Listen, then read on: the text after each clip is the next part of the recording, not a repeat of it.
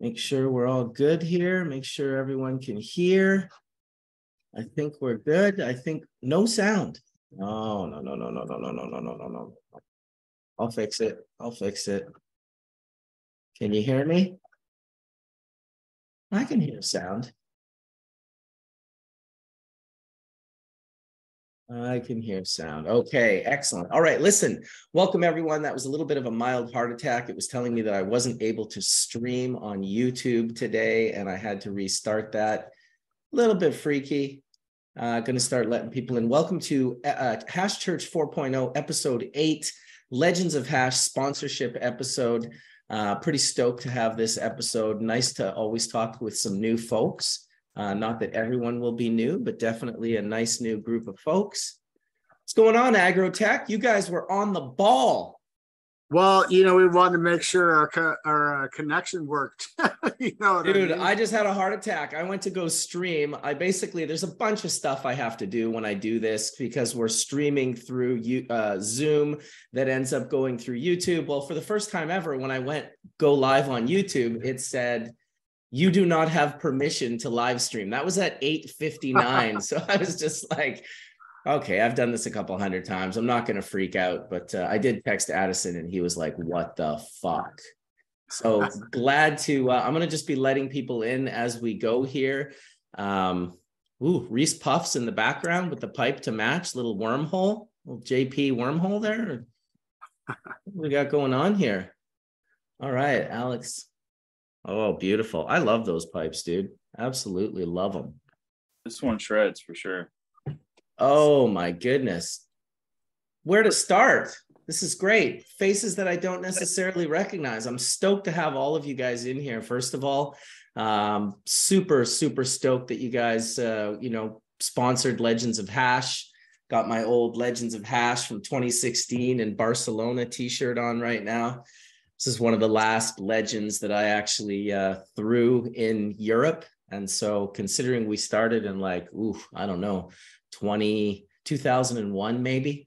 2001 might have been the first Legends of Hash. We'll talk a little bit about Legends history as we slowly get in here. I love also the fact that everyone's rolling up with rigs all set up and ready to go. Rocking my JP Toro. That's what's up right there. Little terp slurping in the house. Little 8. Oh shit. There we go. I got that right there tattooed on my body. Can't get that off. Maybe you can nowadays. What's going on, Addy? What's up, buddy? Dude, I'm just getting to know some of the boys here. These Agrotech boys were on the ball. Like 30 minutes ago, they came in, and I was like, Mike doesn't play. Early. He doesn't play. He's not missing out. You know Mike? You know Mike and the boys? I'm just meeting Mike and the boys right now. Well respected, very loved and revered in the industry. And definitely one of the guys that hunted us down to make sure that he could sponsor the event. So that's what's up. Good dudes, man. They really are all about it. And, definitely wanted to make sure that we had everything that we needed to make this thing a fucking banger. So we love those cats for sure.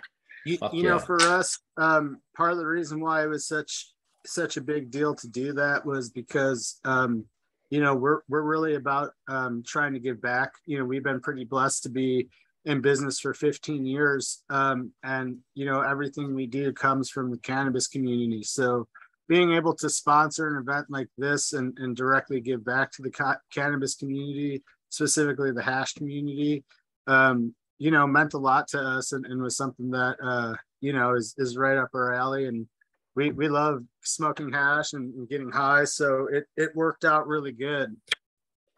That's perfect.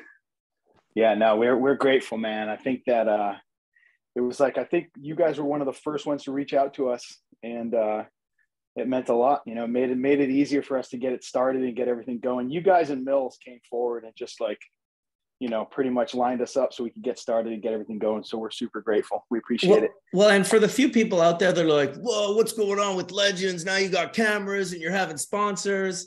When Addison hit me up a couple of years ago and said, hey, I think we should do Legends, in California. I think, Kevin and I can pull it off. And, one of the first things he said to me was, And I'm not sure how you've been doing this out of pocket, man, but you know, we're not going to be able to do that. I'm not sure how you've just been paying for Legends out of pocket, because that's how I rolled with Legends for, you know, the first almost 20 years. There was no monetization, there was no sponsorships. I paid for everything out of my own pocket, and you know, just kind of tried to make it go that way. And it was it got expensive fast. So I am definitely very thankful to all of the sponsors, and also to, you know, the team at 800, that we're also not just willing to, we're not just willing to take anyone's money for sponsorship. Like, it's almost like the same way, you know, you're curating the products that you use on a daily basis. Well, you don't want to be curating products that you don't use on a daily basis and bring. So there were people we said no to. There was a substantial amount of people that we said no to. So, you know, you've been curated. You know, when you get accepted to this sponsorship, it's not just by giving money. It means that you have the whole background, the coolness factor, the factor that you have integrity, the factor that, you know, that you've been curated by Legends of Hash. And there's something to be said by that as well, because, you know, I just chose to have zero sponsors for like 20 years, because I thought, the same way with Hash Church, this is the first time I've ever had a kind of episode like this where, you know, I've never monetized Hash Church. I've never taken any sponsorship money. I've never taken anything for Hash Church, because I was worried that if I did that, it would affect the integrity of Hash Church. And, you know, for me, I was so stuck in Hash Church, not really realizing what it meant to the community. But after listening to the community and realizing, like, this is really important, this is a conversation that drives our industry and our community. It's very important that we don't bastardize or fuck this up. So it's been a bit of a nerve wracker, you know, having the monetization aspect for Legends. And I told both Kevin and Addison, like, all right, let's try it out, but whatever you do, don't fuck it up, because this is this is a long time thing going, you know. Like, I sometimes can't even believe that Legends has been happening for, you know, for 20 plus years, but indeed it has. It's happened in Amsterdam, God, like 14 plus times. It's happened in Barcelona a few times. It's happened in Vancouver a few times. It's happened in Jamaica once. And now we're going to be doing the second one in Los Angeles. So it's a special thing to be a part of, and I'm just very welcoming to all of you and stoked that you're here. And we only have a couple of hours today, but I want to hear from each and every one of you. I want to hear kind of your backgrounds and where you came to this, and why Legends is something that you wanted to be a part of, maybe hopefully a little bit differently than any other event that's happening. And just puff some bowls with you guys and enjoy the afternoon. We got a couple of hours to get high here. Well, we're happy to be here, and we're humbled to be here. So, you know, thank you for allowing us to be here and participate. You know, I'm sure I speak for a lot of the other sponsors and people involved when I say that it's a good circle to be in, and it's a good group of people to support. All the makers and people that have been invited are all very high level. So again, for us, it's really easy event to give back to and participate with. Oh yeah. What's up, Well JP? said. Hey, how you doing? Good, man. Good to see you. You too. JP's 3 hours ahead of us. He's mad ripped already. He's been ripping since 9 a.m. on his side. Oh, fuck. That's I think awesome. it was 5. I don't know. I mean, I would give it 5. Start at 5. Yeah.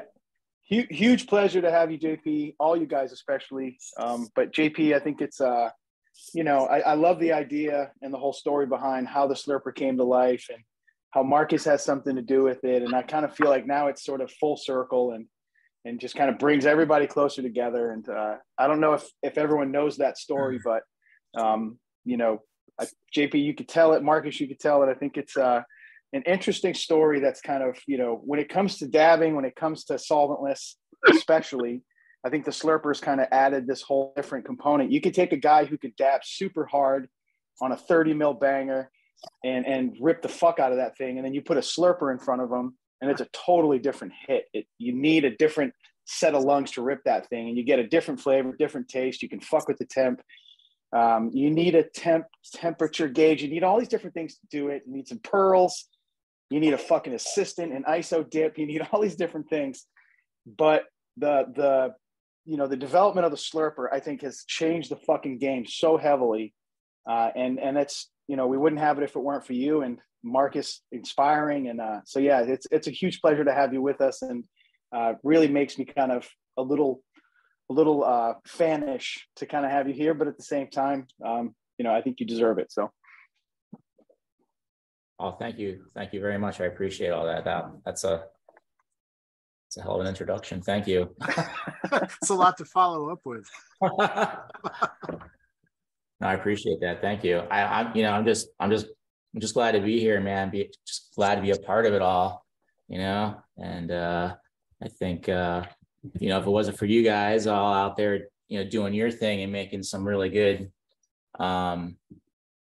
hash and showing other people how to do it, you know what I mean? And like the pioneering of it all, 20 something years. It's probably longer than that, but cheers. I don't even have to. Yeah. Thank you, man. No, dude, I didn't even know I had anything to do with this. He sent me one day and was like, "Oh, by the way, here's an article I was interviewed in the Northeast magazine, and yeah, I telling the story about your part in the Terp Slurper," and I was like, "My part in the Terp Slurper? What did I do?" And then he told me this story, and I was like, "Oh, well, fuck, awesome." Yeah. Feel free to tell the story. It's like folklore here. So many people, really, you inspire a lot of people, a lot of my homies, and they check you out. And, they're always like, "Yo, did you see that episode about, or did you see how he's like burping terps? Did you see how they're doing all this stuff and trying to and I was like, "Oh, no." And then it was like a thing where, we were just I was just trying to make a nail that you could just burp terps with, but not for dabbing, almost just for flavor. And then all of a sudden it turned into, oh, let's actually make it percolate. Let's actually make it so that it percolates. And then, I don't know, 6-7 designs later, here we are, the different tweaks of it all. And then, the fog, because you have to test it and then you got to go and make another one. And then it's just before you know it, you're really, really, really high, but you're still working with hydrogen and gas and working on a lathe, and you burn yourself and you get injured, and because you're just it's how you're still alive. Really, that's just it's just talk about working wow, super, messed up. It's, now I can just, now I can do it. It's no problem. I'm so used to testing out prototypes and just going and back to the torch. And I think a lot of us glassblowers do that. I think that's our thing. You know what I mean? At least in my world anyway. But it's good to know that you were sacrificing terps to create the slurper. It was like a sacrifice, like throwing a virgin into a fucking volcano or something. Well, it was so long ago that, things sometimes take a little time to pick up and to get out there but at the same time, there's technology that also helps other things also blossom, so to speak. You know what I mean? If it wasn't for the Dabrite, the Temtech, all those devices that people are using to figure out their flavor zone, their heat temp, I think that really helps. And I think that, before that, we were just timing it out. And sometimes, certain courses hit differently with different, it's a game, you know what I mean? You got to figure it out. And then it's oh, well, how do we clean it? And then it's oh, we can dunk tank it, and I think all these things happen, and then it makes a product not seem so intimidating or so hard to, because the turf slurper took off in Hawaii, and I mean, it happened in the States, and I think that like I had some fan base in the States, people that weren't afraid to like go outside the box a little bit and try something new, but in Hawaii, I mean, such a huge fan base in Hawaii. And I guess there was like a couple that were like floating around the island that actually spun the terps or spun the pearl when it was in there. And at the time, people were just like throwing like logs of like, shatter in there. And it was like spinning and slowly evaporating as it was spinning. And then before you knew it, some of these islanders reached out and were like, yo, did you know that some of these nails, some of these, spin? And we were just like, nah. And so then we started like developing more about that and almost kind of like getting the vortex or the spinning motion, because anything that spins is a longer distance than straight. So that was that. And next thing you know, here we are. I don't want to take up too much time here. Dude, people are loving this conversation. Trust me. It's, what do you think Go ahead, Addy. Oh, go ahead. What do you think it was? Like, where you said that those guys were running around the island kind of pushing it. What was that turning point that you think that sort of blew it the fuck up to where it is now? Was it some sort of development in the pipe, or was it just the pearls coming in? What kind of blew it up? Because now it's like, to give you the credit, everyone and their mom is putting out a slurper or a slurper type column thing. What do you think that was? I don't know. I mean, this industry is like just so like ancestral, and we're all just like feeding off each other. Really, it's like, yeah, the terp slurper is great, but it wouldn't be there if it wasn't for the dab right or dab tech. It wouldn't be there if it wasn't for people like actually like, oh, we're actually going to start soaking now. Like, or dunk tanking, or there's so many different terminologies that people have, but you get what I'm saying.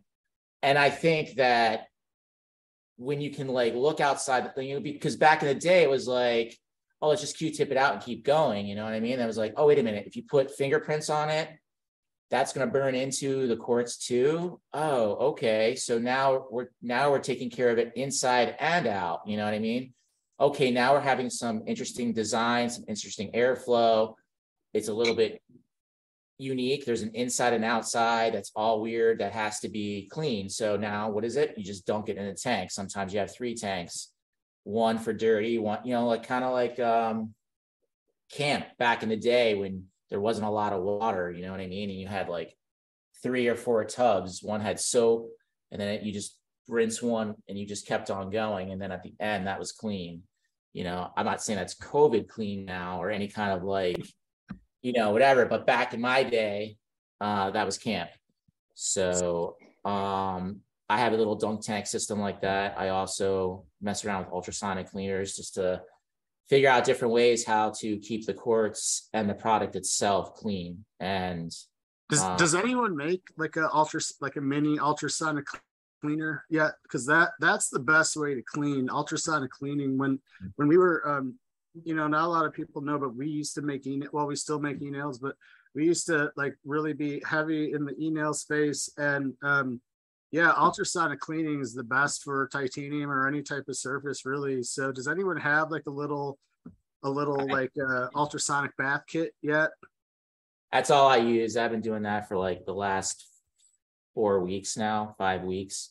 I mean, I've been using it with my actual glass work for years. Right. And then I just recently switched over to doing it this way, especially the ones that actually have a heating source on them as well, so that you're also getting a little, I mean, you do get a little evaporation, right, or a little quicker, but I think it, I feel like when you pull it out, it kind of dries quicker because it's a little hot, a little warm. My test is more to see the longevity of the nail, to see how long I can keep it from clouding up or chazzing or, doing all the things that sometimes quartz gets to a certain point with if you're like neglected with it.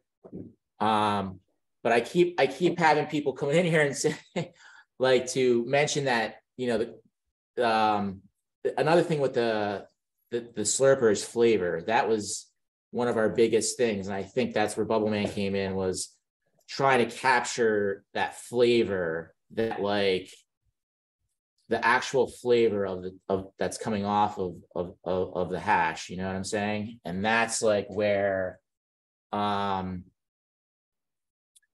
know, burp and terps, slurping, any kind of thing like that, like sipping wine, you know, the way you get the terps is by all that aeration and all that sipping. That's how you get, you know, it's like the best way to get flavor. And I think that's where that, and between getting it to spin and everyone coming up with these really cool units to figure out heat zones and cleaning and all these like dunk tanks and all this stuff. I mean, and the Q-tips and everything. It's just been all just like one thing led to another to get to this point, really. I'll tell you, the flavor aspect ties into anyone that's ever hit one of these terp slurpers, especially the first time you hit it. It's like you're getting high for the first time, especially if you're ahead and you're hardcore. You're not hitting something through your first terp slurper that you've never hit before. You're pulling out one of your favorites that you've hit like 10,000 times through 10,000 different ways at 10,000 different temperatures. And now you're hitting the terp slurper with the pearls, and you got your temperature gauge. And it was, I mean, it was like, you know, you get high for the first time and then you spend the rest of your life sort of chasing that dragon. Well, that caught the dragon. That was the dragon catcher, that terp slurper. It was like, boop, blew that out, and was like literally like it was grade 8 again. And I was borderline on the brink of being more high than I wanted to be, which I have to admit nowadays is exactly where I want to be. That was, I will never forget that. I mean, I've never gotten high like that off of it again, but I also just like got those pearls spinning and created a crazy suction. And yeah, it's, to me, it's all about the preservation of the volatile organic compounds, getting them from your product into your lungs as preserved as possible. You know, so the more of these buffers that you put in, like not letting it sit in one corner of a banger versus painting the entire tube of the terp slurper like a rising film evaporator. This is on a completely different level. And you definitely are a massive influence in this whole aspect. And I gotta give a shout out. And I don't even know if you guys get along or if he's like a mortal enemy or whatnot, but I do got to give a shout out to Brian from D-Nail as well, because he's also really just geeked out on focusing on these shapes and the way the surface area preserves and releases heat. And so been doing quartz and been doing silicon carbide and been doing sapphire and all these different surfaces, which I find subtle nuances for certain, but nothing like the difference between hitting out of a banger and then hitting out of a terp slurper. And dude, thank you so much for this, because it's changed the way I puffed for sure. That's awesome. Thank you so much. I appreciate that. Yeah, dude. And so now that Jameson's here, let's talk about the cleanliness of our banger basket. The cleanliness of our banger basket. I've never seen a darker yellow solvent than when I'm puffing with Jameson. This motherfucker puffs the biggest dabs, like just the most outrageously huge dabs. You don't even have to be puffing when he's dabbing in front of you. You are puffing more than you would be puffing if you were inhaling your dabs directly into your lungs. So shout out to the fucking banyan tree in the house here with show us your yellow fucking solventy banger basket. I know it's fucking you could dab yellow. This ISO. Dude, here's the OCD guys. Yo, thanks so much for having me, Mark. What's up, everybody? Fuck, it's time to do some dabs, I'm guessing here. And shout out to fucking Alex with the Method 7 hat on. That is a fucking really great company. I don't know if you guys know too much about Method 7, but James is like a surreal character, really interesting fellow. have to have him on one day and tell his crazy Paul Newman watch story, because it's fucking super out there. If you've never heard that story, it is out there. And just shout out to Method 7. I'm an ambassador for that company, and I think they're doing good things. I like the idea of people coming up with ways to preserve our bodies, you know, in this, you know, no one thinking that being under those high pressure sodium lights for all those years was going to affect their eyes. But yeah, it does. Get those shades on you and avoid the headache. True human optimization. Like, it allows you to view something without, you didn't have the ability before, but you can do your work better, and it's more healthy for you too. Intake of light is really important stuff. So, well, I'll tell you, and I'll lead that right into photography, which is what photography is, the intake and manipulation of light. So when I'm in a grow room and I'm taking pictures with my phone and it's just orange, I don't even want to post those pictures. They just look terrible. But to have shades that you can pull off your head, I mean, I've got the little clips now, that Olo clips or whatever, that go over my phone. But to be able to take the shades off and take a picture through the blue lens and just turn, actually, I was wearing my blue lenses yesterday. I was in the forest up north here in Squamish, and I was picking mushrooms, edible mushrooms. And it was literally helping me see the forest floor better, because it was so dark in there, and the blue shades just like lighten everything up. So yeah, I'm definitely, I'm a fan. Where are you from, Alex? Hashtag. Yeah. Hey, can you guys hear me? Yeah, absolutely, dude. Absolutely. Hey, Marcus. Thanks a lot for having me on here. I'm humbled to be hanging out with all you guys here. And now this is going to be an awesome Sunday. Yeah, absolutely, man. Well, welcome. Yeah. So Alex makes a stainless steel hash maker called the Hashtag, and they have a bunch of different sizes. I'm sure he could tell us about it in a little bit here for sure. And yeah, I mean, the world needs more hash. So the more hash, the merrier. Needs more companies sort of pushing these boundaries. You know, you get a pioneer like JP, who sort of pioneers a concept, but then you get all these other people who come along, and they want to fit in there somehow, and so they start playing around and changing, and so it's like we stand on the shoulders of giants when we're not insecure and worried that people doing similar things than what we're doing is taking away from our pie. Last I heard, John made enough for everyone. Whose music is on? Someone playing fucking theme music or what? Yeah. No, it was Alex. That was awesome. It was while we were talking about him too. That was amazing. That was amazing. I thought that was you, Mark. I thought you were setting a tone. Dude, that wasn't on purpose. My bad. The ladies are watching a movie here. That's I'm my not bad. That good, but the timing was so good, dude. It was really just this like perfect theme music. Someone playing theme music. That was so good. Oh my god, dude, that is awesome. I have a question about Legends, about the first Legends. How did that happen? Like, how did that materialize? Was that something that you sat down and consciously created, or did it happen more or less organically to a point where you saw it happen and you were like, we need to continue this? Well, like everything that's awesome in our community, it was created by Skunkman Sam. I was a part of it. We were having that conversation. I couldn't say, listen, first of all, this guy's hash, when he was like, okay, who the fuck lived in all the hash producing countries, collected all the cultivars, brought them back to his greenhouse with federal licensing, and bred genetics for 15 years straight? Who is puffing weed and saying that is how they got the weed? Like, that is just like, what the fuck? So that's the start. And so the first time I ever went over to his place, and I remember Rob Clark kind of be like, oh, I could barely walk home from Sam's last night. I was so fucking stoned. And I would kind of be like, well, really, man? Like, come on. Like, I can drive on 4 grams of mushrooms. Like, how stoned could you have possibly been? I was kind of young bucking it, being all fucking confident and cocky. And he was like, whatever, dude, whatever. And I ended up getting invited over there one time, finally. And he pulled out this skunk #1 full melt dry sift that he's cleaned up to perfection. And it was, I'd never seen hash melt like that, not even 6-star. Like, this was like another level. It was just like right through the screen. And he's just like also puffing like I'd say he puffed about 150 bowls in the 3 hours that I hung out there for.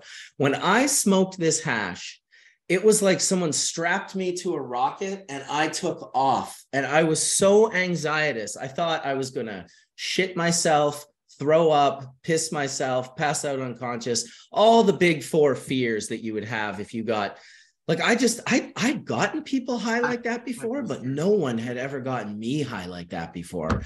I was humbled.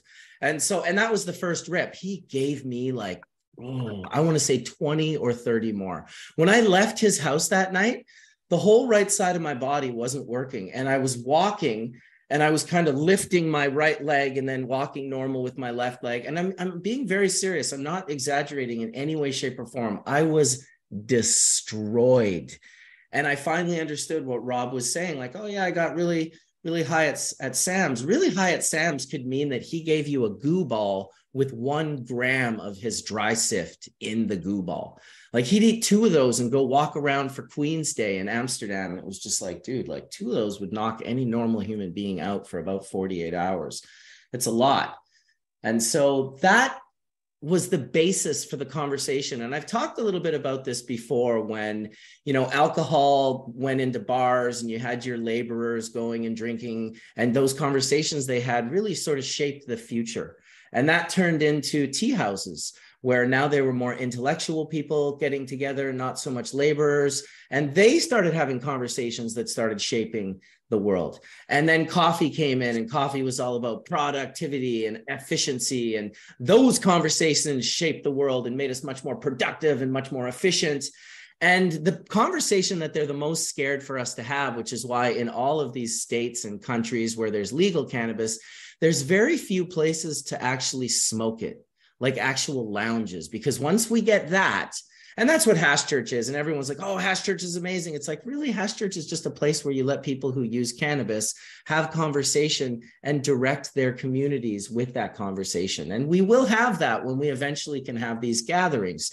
And so that's the basis and the foundation. And I think I might have started it by saying to Sam, you know, the Cannabis Cup has there were a lot of people back then as well that were just pissed off at High Times and upset with High Times. And I was always kind of like, listen, like, I think your expectations are too high. The fact that they're making this happen and we can come here and we can all meet up and filter out the people you don't want to know, but meet these amazing people that were like, otherwise were hiding from the police in every state and country that they lived in. And now they were just outing themselves at the Cannabis Cup with video cameras. And it was absolutely mental. But there was a lot of people that I was like, a lot of people just smoking cigarettes and just kind of being like, oh, I wish I could run all these heads through my bags and just collect the 90 micron heads. And that will be the this gathering that we would have. And that was what the conversation started with me and Sam. He was probably 60 dabs in, and I was probably 15 or 20 dabs in, absolutely destroyed. And now we're like, if we could just run everyone through the High Times Cup through our bags, man, and catch them all in the 90, like just bakery talk. But it turned into Legends of Hash. It turned into, keep in mind, those guys at the time too were very removed from the community and the scene. Like they were a part of it, but they were also like, they knew the only way they could get what they were wanting to do done would be if they isolated themselves. And a lot of people that were on the other side of things. Those guys meaning Sam and yourself? Hortifarm. That would be Rob Clark, David Pate, Michael Rich, Skunkman Sam, and a group. David Pate was the chemist who did all the chemistry work. But they were doing things that we started doing in like the late 2000s, like the 2010s and the 2015s. They were doing it in like the 80s, and so and doing it right. And so because of that, they were always, there was always, those guys are like, they're the DEA, they're the CIA. There were all these rumors that Sam was a DEA agent and then a CIA agent. When I first went in 95, I remember someone pointing him out across the street and saying, that guy's a CIA agent. And, I was like, oh my God, like, whoa, crazy. And then as I got to know him and invited into his circle, he's a very private man. and meeting his wife of like, I don't know, 35 or 40 years or something, maybe 50, maybe they've been together for 50 years now, very long time, seeing all the old photos, hearing all the old stories, and seeing how Sam Selejny was the name that he originally picked. Well, that was because he, back in the 60s, when he was a big acid head and a big tripper, they all called him Jingles. And Jingles backwards is Selejny. So to think that all these other people were like, he's a CIA agent, but then to go to his house and hear him and his wife chuckling about it, like, they're just like, oh my God, like, and being able to meet and become friends with his wife, and hearing the stories from her perspective, she's such a sweet and honest and really wonderful woman. There's no fibbery, there's no lies, and there's still these stories going around to this day that this guy is in the DEA, because what did he do? He did what no one else in Amsterdam could do. He got a license to have and grow cannabis, and then he had a DEA export license, so he could send it to different labs in different countries for them to do the redundancy work, to test against the work that they were doing in their lab. Because back in the day, the standards for THC and cannabinoids were super sketched out and they weren't well done. And he had to create his own standards, if you can imagine. So basically that was the conversation that started Hash Church. And they were very removed, and he was kind of like, well, do you think you could sell 50 tickets? Like, and here I am going, dude, I don't think you realize what the community really like thinks of you and Rob and the work that you've done. Like, you guys are fucking rock stars. And so it was kind of up to me, by him allowing me in and to kind of come under and be mentored by him. He also gave me permission in that sense to shine a light on him and Rob and the marijuana botany and the hashish and all these. I was just like, these guys have done it all. And so they weren't sure that we could sell the tickets, but they did have a restaurant, a good friend of both of Rob's and Sam's, by the name of Simone, good friend of all of ours now. And he owned a restaurant called The Artiste in Amsterdam. It was a Lebanese restaurant. And I remember being there before Legends. And we would go there, and Sam would bring his bong, and we would basically puff bowls in this guy's restaurant. And people there'd be Dutch people in the restaurant kind of getting mad about it. And he would kick them out. He'd be like, look, if you don't like it, get the fuck out, which was just like amazing to us. We were just like, listen, if we ever do throw a party, it has to be at Simone's restaurant. So Simone's restaurant was small and the ceiling was low, and it got very smoky very fast. But that is part of the reason why we always threw the party at Simone's, threw that money in that business his way, because he was so righteous, and he was a non-puffer that stood behind puffers in a way that very few non-puffers ever have.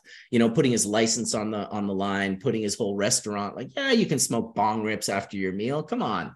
So we ended up, creating the first laminates. We rented the restaurant out, and I basically went out and basically sold Legends of Hash tickets to anyone that would show me a beautiful piece of hash. I figured, you know what, this isn't about status. This isn't about who you are in the industry. This isn't about going and promising DNA 12 tickets and then going and giving Soma his 16 for his entourage. It was about bringing in people who loved hashish, regardless of who they were. So the only real prejudice was that you had to show me a beautiful piece of hash. And it was interesting back in the day, because people were like, oh, how much do I give you? And I was like, you don't give me any. I thought like, fuck, of course I wanted the hash. I would have loved to have been like, oh, you give me 10 grams and then you can come to Legends. So right from the get-go, there was this temptation to bastardize the integrity of the whole thing right from the start, which I refuse to do. I'm like, plus I'm not hurting for hash. Like, I've got lots. So I would smell the hash. I wouldn't even often dab it, but if I looked at it and smelled it and felt it, I was like, you know what, that will gain you entry to buy a ticket. So then you ended up with these, there was always one or two that snuck in and got in when they really shouldn't have got in. And those people turned white very early on, left the building. They were out of there within an hour. This is hashish abuse to the greatest level. I mean, this is where you take people like Jameson, who like, oh yeah, I abuse hash every day. It's like, oh yeah, well, you'll be higher than you've ever fucking been after Legends of Hash. I promise you. That's just the facts. It's the highest I've ever been in my entire life. And that's kind of the the basis of what I set up Legends for. You know, Sam turned it into a contest, and that's awesome. I think that's why it survived. There's this sort of got to be this level of self-preservation and self-promotion. There has to be for people to really get into it.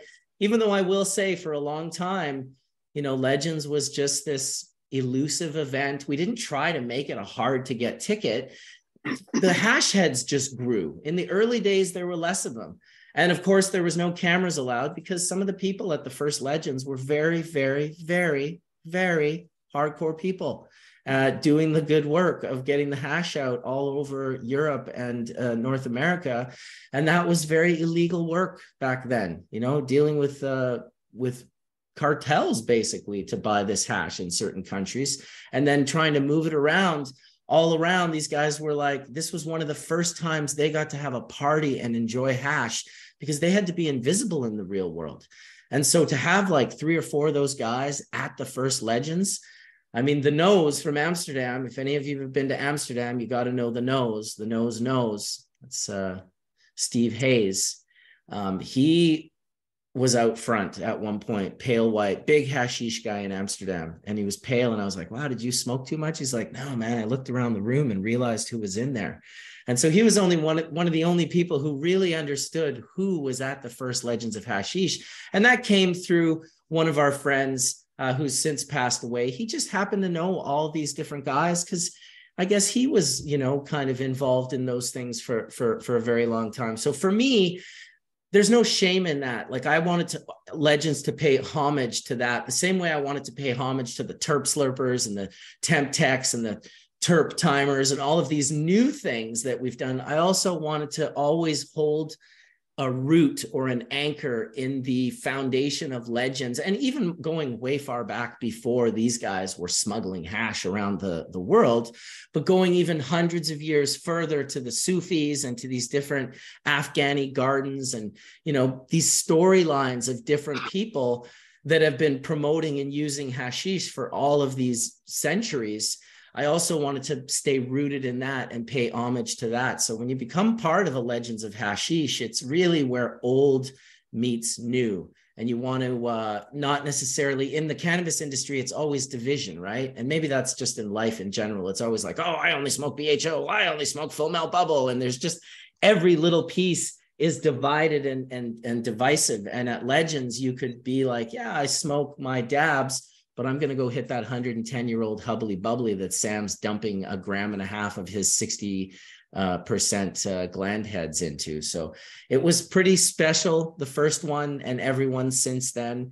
And I have zero doubts that Los Angeles will not be beyond anything that we've ever done because there's a team. There's Addison and Kevin and a whole team of people doing what I just couldn't do on my own.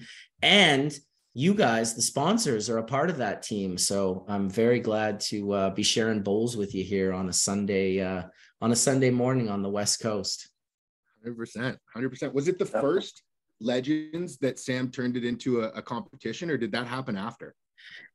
You know, I think it happened pretty much right there, you know, and it was brilliant from Sam's perspective. It was kind of like, look, I earned this.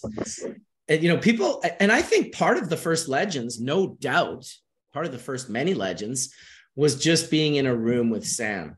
He was that elusive to be able to just be in a room with Sam and then see him as like a excited small child on Christmas morning. Like Sam was a very serious guy, very much like that sort of like beyond serious professor that just knows everything, that you can't ever get it right because he's already done it all. And, you know, the way he used to call people out and the way he'd, you know, it was hard. It was hard being under his wing those first years. But as Legends progressed and as he started having fun and just really doing what he loved, and trust me, this guy loves puffing. Like the fact that people would call him a DEA agent or a CIA agent, when really, truly, he was the biggest cannabis warrior I've never met a guy that is more excited about cannabis. And more importantly, less excited about who makes the profit off of it. He never cared from the day that I met him. He's like, I just want it to be legal and available to everyone. Everyone else can fight about who gets to make the money. So when you know that about Sam, and that's not something he posted a lot online, but when you know that about him, you know that it would make no sense for him to go around and rat people out when he's truly, I don't know anyone that loves cannabis more than this guy. And he doesn't love it in a way that's going to just pay him. He's really like in the truest form. I mean, he's done a lot for our community. A lot of us are, dabbing on these full melts thanks to some of the work that guy did. So I won't go on forever about Sam, but he's a big part of Legends of Hashish. He's one of the founders, and he's just done. Abs for Sam. Amster Sam, yeah, dude. For sure. Hey, I wanted to welcome Sam with Show and Rosin Tech and Dab Nation and Carta and Focus and all the stuff. And Sam and Drew's there with him as well. Wanted to welcome those guys at Focus V's, their label there, but definitely wouldn't be able to put a lot of the stuff we did for the gift bags and a lot of the judges kits and stuff without those guys' help as well as the support. So wanted to say what's up. Thank you guys. How you been? What up, guys? What's up, Marcus? Welcome, man. Welcome. It's a good morning. Getting baked with some friends. Yeah. What up, Drew? What's up, Kev?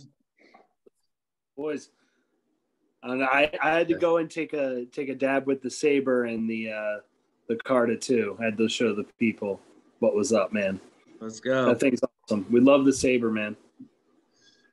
I told Addison to send me a Carta because T Beazle doesn't, like, he drives like a maniac and he doesn't stop. So like, unless you have a rig to smoke in the car, you're waiting. Dude, they fit in a cup holder perfectly.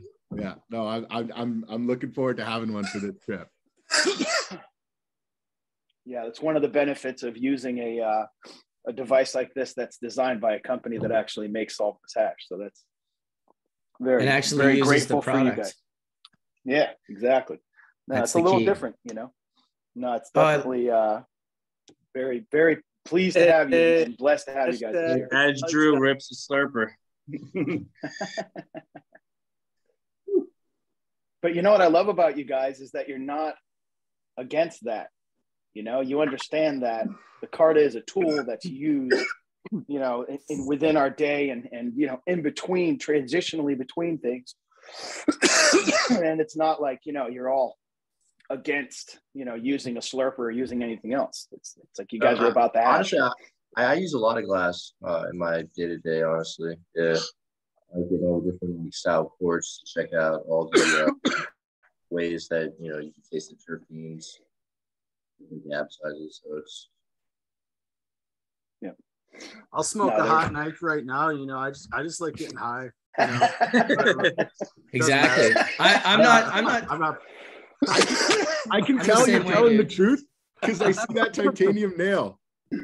Yeah, I saw that. Yeah. Hey, rage, rage school, it. You got a mini nail? Yeah, it's an e-nail. We used to, we still make them. We make e-nails. So yeah, titanium since day one, man. Fuck. It's always ready. It's always on.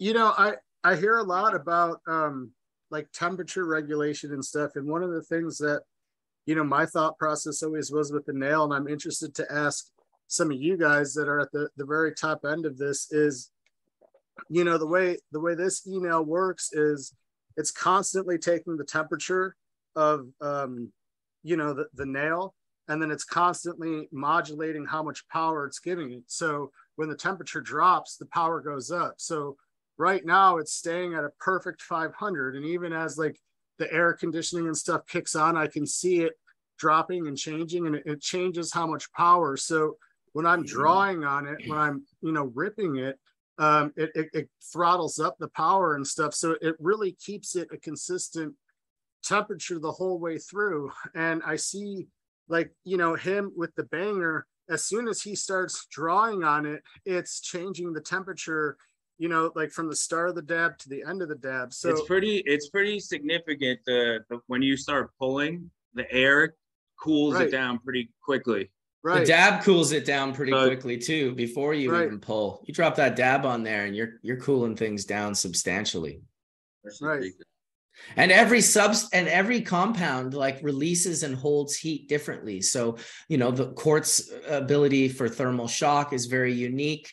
Sapphire, not so much. There's, you know, you dip hot sapphire into any liquid or even use like a Q-tip with ISO and you can crack the sapphire. It's super delicate, but the way it releases heat is just a little more preservative than quartz. Not quite enough to warranty paying like $600 for a sapphire thing that's going to break almost every time you try to clean it. But I do find it very interesting that there's a whole science. You could get a PhD on this of just how different substances release and retain heat and how that either preserves or destroys. And I'll say volatile organic compounds because we're not just talking about terpenes. Some of the flavor profiles that we love the most are thiols, and they're very, very small percentages, but they really do, you know, throw the smell and flavor profile to a great angle with a very, very, very small amount. And I think that they have such small amounts, we don't give them as much credit as where credit is due. But I mean, skunk, for instance, is definitely a combination of 2 or 3 thiols, and butane thiol 1, I believe, is one of them. So let's not forget our thiols when we're talking about our volatile organic compounds. Very good point. I don't know if anyone else is trying to do this, but I've been trying to keep up with JP. It is not fucking easy. I literally, he's still ahead of me, but I've been like trying to just, because coming into this, I was like, all right, I'm going to pick somebody and I'm just going to, you know, that's how I'll take my dabs. And that's who you pick? Pick JP. I picked fucking JP. And for Christ's sake, I'm 2 behind. Hey, I got a funny story. Me and Kevin went to dinner with Deppy and we went over to What's Up Mikey's house. And we were all there. I think it was Jay from Professor Sift. A bunch of us all go to dinner. And we get there and Mikey's got the table just laid out like an M on the table, just splashed out with every, you know, the illest of the craziest shit. And we all start dabbing. And I didn't notice it till later. Kevin noticed it. But Deppy was hitting every single rig. And he went through while we were there and dabbed every single rig and then started going back through the rigs. He did the gauntlet all the way through and was coming back. It was 11 rigs. He did 11 and then he went 2 more. Yeah. Deppy, on repeat. The first time I met Deppy was at Mothership 2 years ago, and Addison took me there, and Deppy ran the hash competition at the end of the night, like late. Like we started late. We did 52 dabs. He served them all. He cleaned every banger. He heated every banger. And then when we finished, he started up a ping pong tournament that went for no less than 3 hours. Like with all the people that were watching that weren't dabbing, while the rest of the dabbers were just like sitting at that table recovering, he was literally playing ping pong within a minute of finishing the comp and announcing the winners. So like, dude he's a wizard. He's the wizard. He's a wizard. We had a video game system that had what was it, Street Fighter 2, and he played as Chun-Li and wrecked every person in the room. Beat the shit out of all of us. Ran the gauntlet on wrecking us all in Chun-Li, and then went back, and then I wound up beating him the second time by like a hair. It was so funny. It was insane. That's some Skunkman Sam shit right there, for real. Oh yeah. Legendary. Some of the legends were like 30 to 40 entries, and we'd have to smoke them all in a couple of hours, you know. And this one in Barcelona, which was at Certified, when Flux was a part of it, Flux kind of got us in there, and we were in this crazy back room that looked like Cambodia. There was holes in the floor and the walls were all gnarly, and it was just like, I'll never forget that group of people. Flux was at the table and Rick DeLisi was at the table. Flav was at the table. And we just went through, Ramon was at the table, just went through like, 40 plus entries, smoking one dab after another. That is a gauntlet of gauntlets. I used to love What was gauntlets. the tech at the time? What was like the tech at the time? What was it? A titanium nail? No. This was 2016. So we were definitely hitting out of quartz.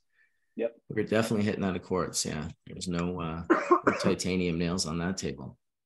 do people really hate on titanium nails? Like, am I really jamming up the program? Dude, people, no. Listen, this, yes Hey, people and still no. drive the Logan. Yes and no. The problem is Instagram has created an enormous amount of fuck boys.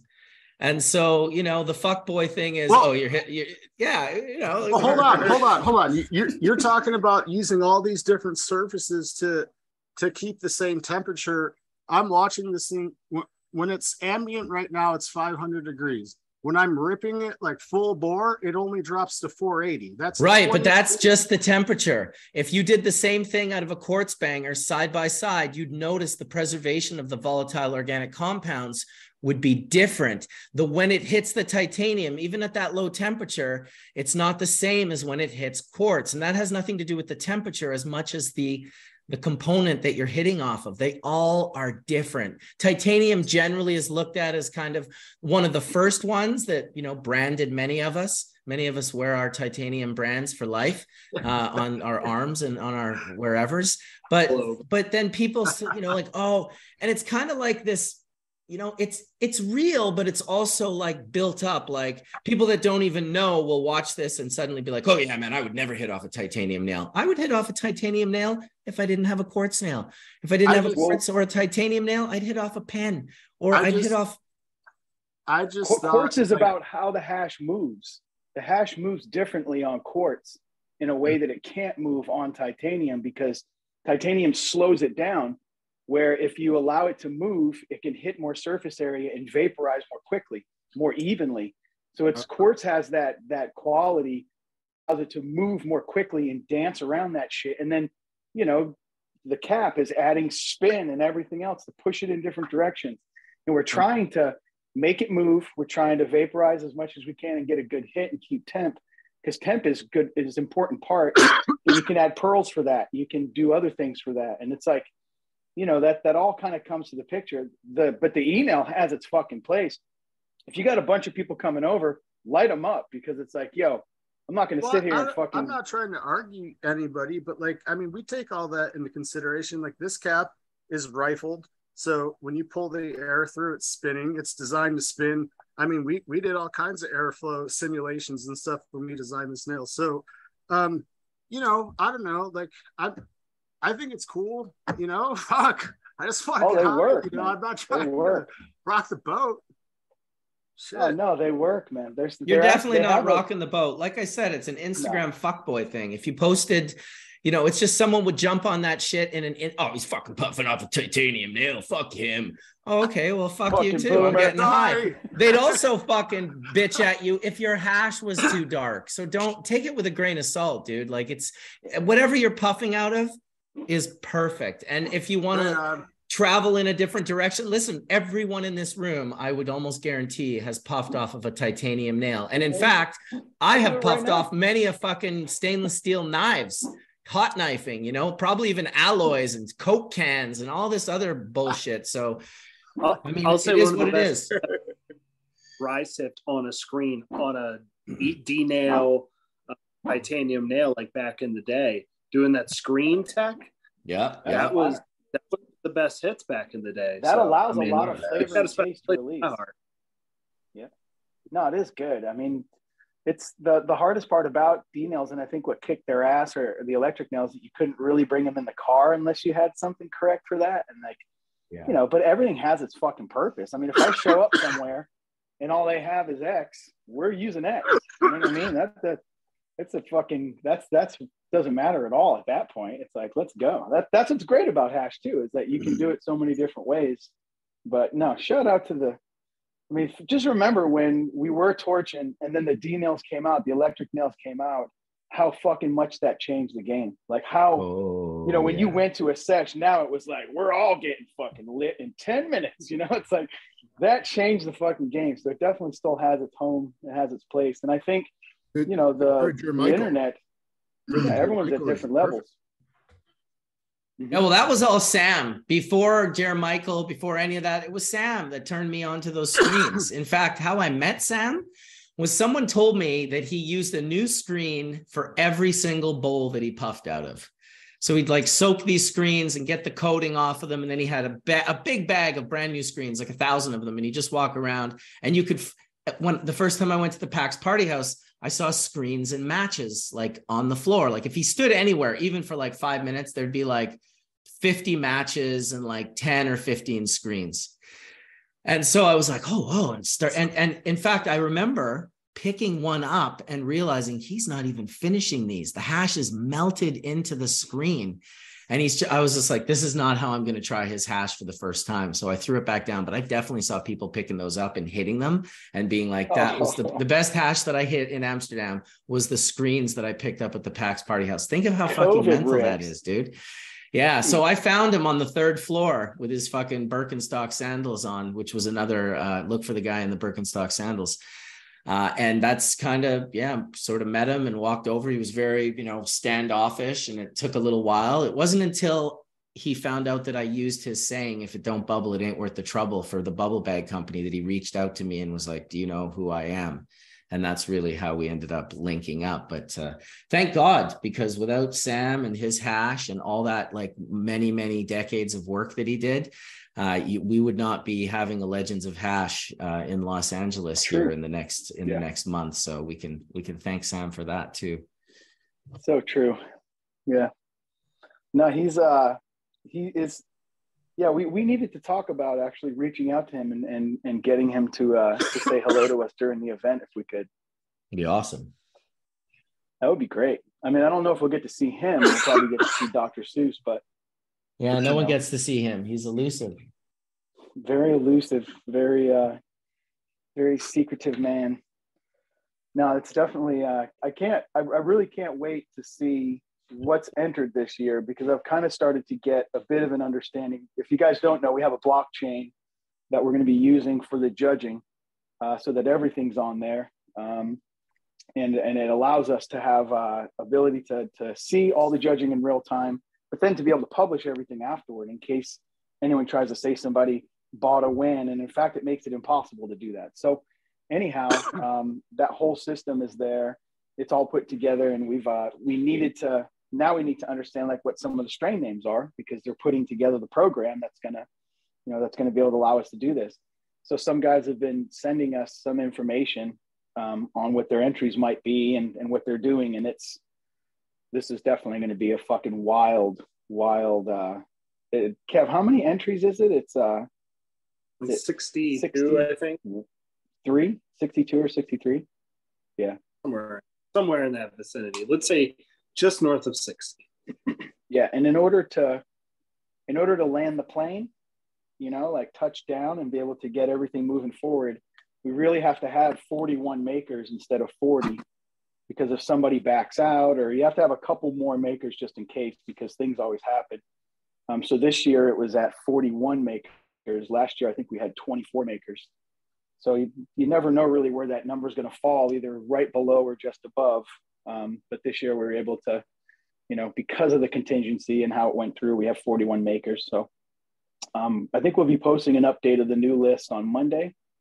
That'll show, all corrections and and who all the makers are. So, but what that means is that, now you have what Marcus was talking about. You have Legends. You're able to have a lot of hash there. From different types of hash there, because you have so many makers. So.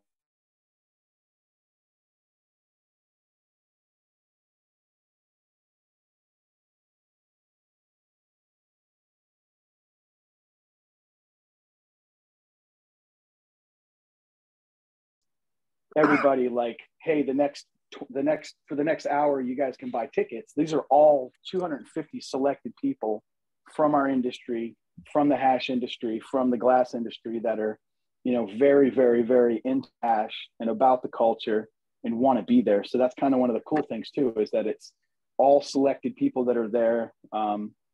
You'll see old friends, you'll see new friends.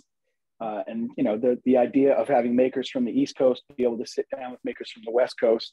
And I know there's other events that do this, I mean, obviously, but to have it in this environment, in this setting, and have it be a part of this event, the best people, the best hash, and all the best, company.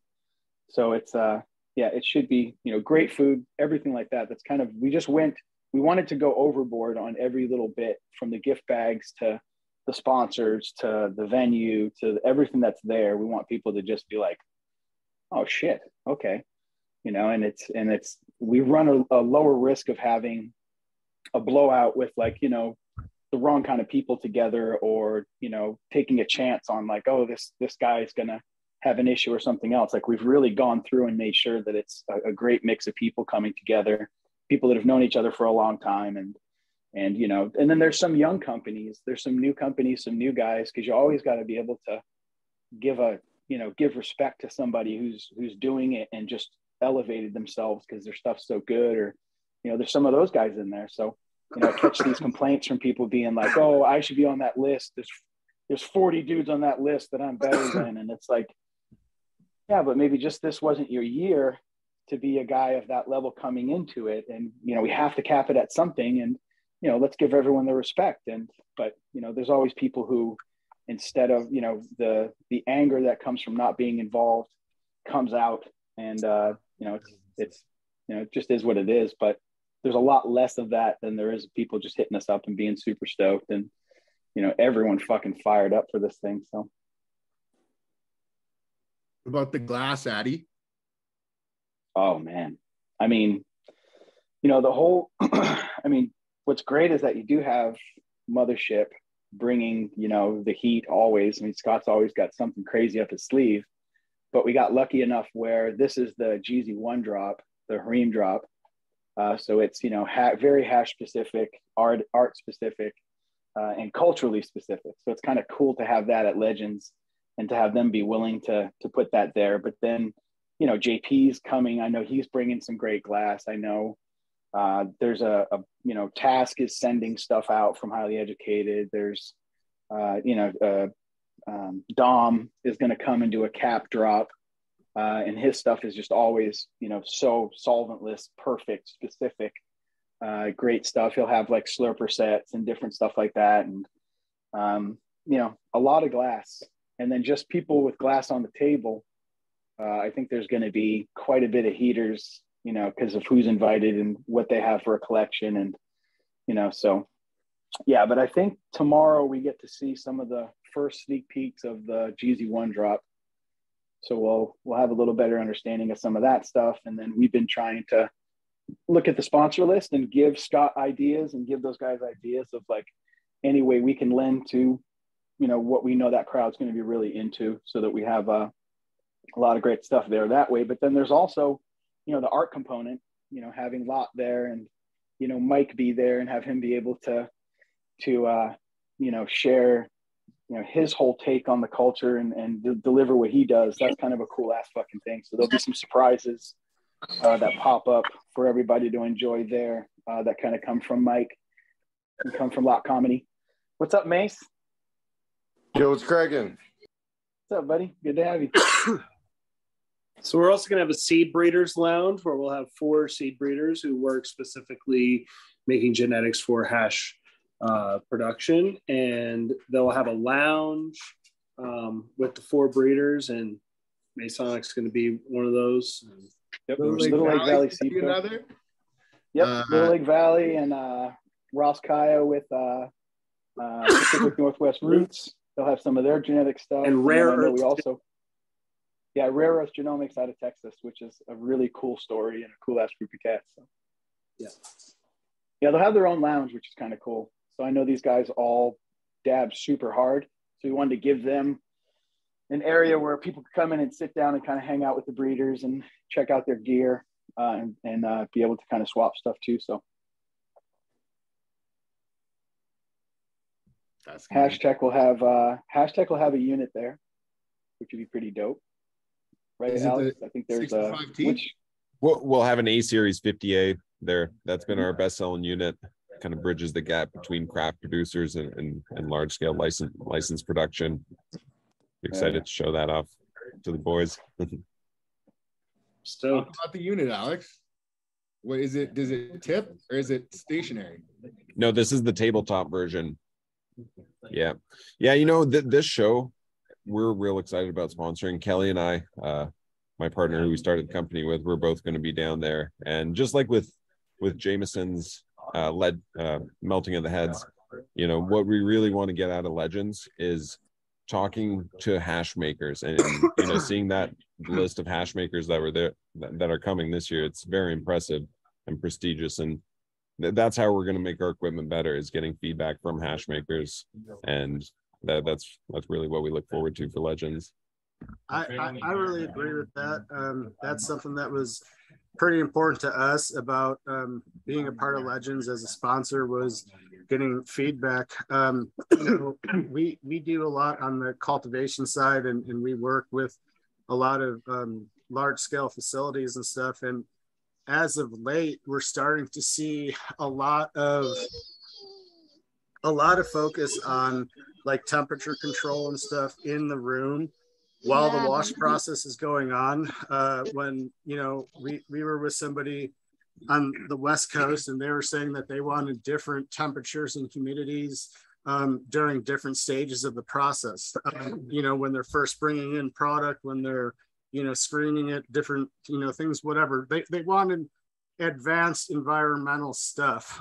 So for us as equipment manufacturers, as controls manufacturers, that's really important feedback to get. And the hash community is, you know, usually the most demanding customers. That's why I think there's so much innovation, there's so much hardware, there's so many odds and ends and things to consume hash with, is because hash makers are just and hash users are just very demanding. So that type of feedback is really valuable, and those type of producers that can provide that type of feedback is really valuable.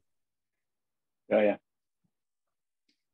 Yeah, it's one thing I never really thought about is you know, if you do have savvy sponsors that are taking, you know, they take the event seriously, and they go there with these, you know, with different, you know, objectives, what some of those objectives are, because it is, you know, you do have an opportunity to be in the room with that many people at that level and get that feedback. And I think it's probably the same for the breeders, you know, to be there in the room with that many makers and kind of have, you know, and that's like, you know, it tells me that we're doing it correctly, because now we are kind of curating that room in the right way, you know, to make it add value to the sponsors, but then add as much value as possible to the makers, because now they're getting heard by the you know, the guys that are making different products and putting things out there for them. So, and then sometimes you see those guys themselves kind of turn into that. Like if you look at Simply Adam with his dial, the resin dial, that new unit that he put together for test washing and kind of checking material.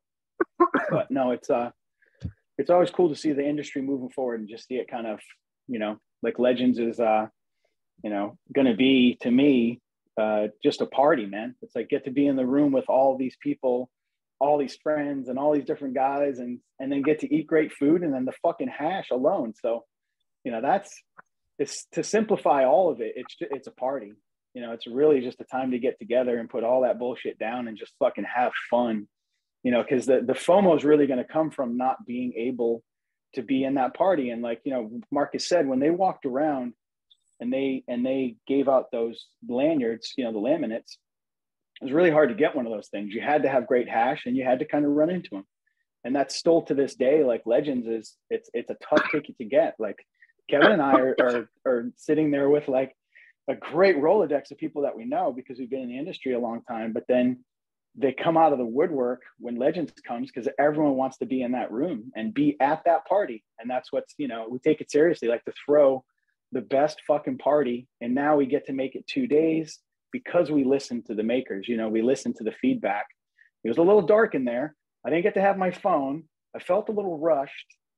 You know, there was no judging. So who really won? And you know, all those things. And we had the opportunity to change that stuff to actually make it evolve. But then how do you do it? You know, you need the help of sponsors. You need the help of companies to come forward and say, hey, I want to get the value out of being in that room to get to talk to, just curate a list of people and help push things forward. But, you know, we're willing to exchange, you know, value for us that we can then use and turn into this event. And we really try not to spare any expense. Like we try to, you know, just the judge kit boxes alone that you'll get as a judge, you know, for the makers that they'll get, that box alone is a piece of art. You know, it's a really cool piece of art that a ton of energy and effort went into creating, at a cost, you know. So we try to create all these things, and it's, you know, Marcus and those guys never monetized and never did anything. And we have the website now, we have the e-commerce component, and that's the idea, is to create, you know, something that allows people to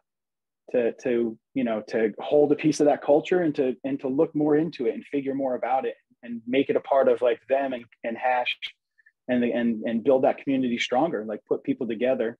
You know, it's not about like, you know, if you don't get into Legends this year, it doesn't mean you're not getting into Legends. It's like, you know, we're just getting off the ground, and we're trying to get it so that we can do maybe 2 events a year in different places. You know, we always want to do it in LA. We feel like that's kind of the epicenter of, you know, putting on things like that and making things like that. You know, a lot of people want to go there. It's easy to go there. So we're grateful for that component. But, you know, as we get it moving forward, we'll, you know, we don't want to make it, you know, me and Marcus agree. It's like, you know, Kevin says the same thing. We don't want to make it where there's too much Legends, you know, and that's what the website's for. So that, you know, when it's not a Legends event, you can go get a piece of merch or something from it and then be able to represent and have it, you know, be that rare product or something. You know, it's like there is marketing involved in everything that we do. It's sad that, like, you know, the heady boy culture sometimes doesn't want you to monetize something, but it's like that's how things are innovated, because people make money and they can make things better. And as long as the people are ethically correct and they're doing the right thing, yeah, the sky's the fucking limit, man. You can really push a lot of things and, you know, make a lot more happen.